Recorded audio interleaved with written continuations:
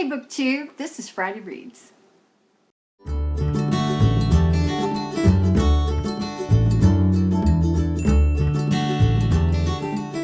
I'm Jen and I talk about audiobooks, and normally I talk about them in front of my bookshelves. But it's holiday time and one of the girls is visiting and she's a total slob. She does get it, honestly. I mean, I have to admit, it's genetic and she gets it from me. Her dad is a total neatnik and I'm a total slob. So fortunately, I've learned to contain the mess into various piles, but yeah, she is such a slob. So there's no getting into that room, and so I thought I would just do this in front of the Christmas tree with her Christmas presents. She had a very Star Wars Christmas, and this is so great. This is one of my favorite characters. And then, so this is R2-D2 and BB-8, and R2-D2 is actually stuffed. BB-8 is, I don't know, he's a toy. But her living room is set up like a movie studio, and she's a huge Star Wars fan, so this will be really kind of cool to put in her apartment. So this weekend, you know, it's New Year's weekend, so I don't know how much reading I'm going to get done. Probably a lot, because we are not big partiers. So I don't know, we'll probably marathon some movies, I guess. I don't know. But right now, I am winding down my contemporary Christmas romance listening and reading. And so I am listening to Marry Me at Christmas by Susan Mallery. It is narrated on audio by Tanya Eby, who does a lot of romance, contemporary romance, and she's great. And it's just a cute little romance between a movie star and a small town girl in the town of Fool's Gold. This is one of the books in that series. And I listened to the first book in that series, and I was not overly impressed with the series, but I think I kind of rushed to judgment on Susan Mallery and really the series in general, because I like this book a lot. So anyway, I like the writing, I like the plot, I love the characters. So yeah, I think I may revisit that and give that series another chance. Now, the greatest thing about listening to everything is that my daughter, number 3, she always shops for the perfect gift, and she always gets me the absolute perfect gift, and she did this year again. Perfect for an audiobook listener. She knows that about me, and so she got me these, which are Bluetooth earbuds.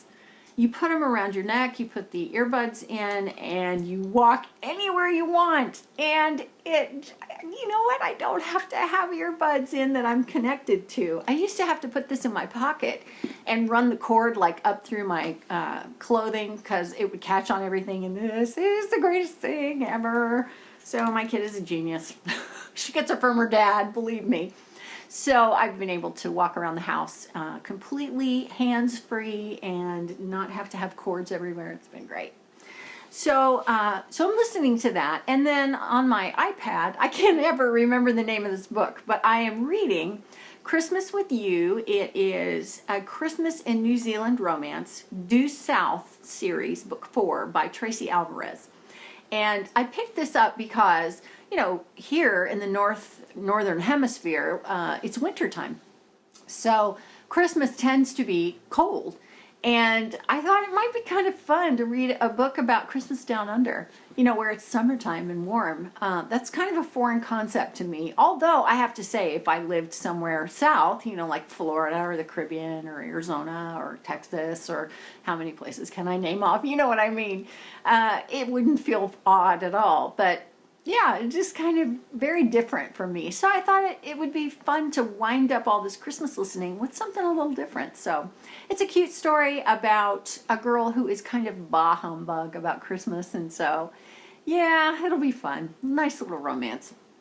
And then in print, I picked up Now That You're Here. This is by Amy K. Nichols, and it is book 1 in the Duplexity series. I think it's just a duology, thank goodness. This is YA about alternate worlds, and this is a book that I got at Book Outlet. And you know, books at Book Outlet can tend to be kind of not the most popular books, probably because they're not the most well-written books, but this just looked really good, and I got it a while ago, and it's been sitting on my nightstand, so I really need to read it. So I thought, I don't know what we're doing tomorrow night for New Year's Eve, but maybe I'll read. I know it sounds terribly, unexciting, not exciting, so I don't know, but this just looks good. It's about a boy and a girl in high school, and they switch places with another, an alternate version of themselves. So it should be kind of interesting. So that is my weekend and on into next week. Let me know what you're reading this weekend, if you are even going to get to any reading, because tomorrow night is New Year's Eve. And if you are going to go out and party, have a great time, especially if you're the DD. If you're going to drink, don't drive.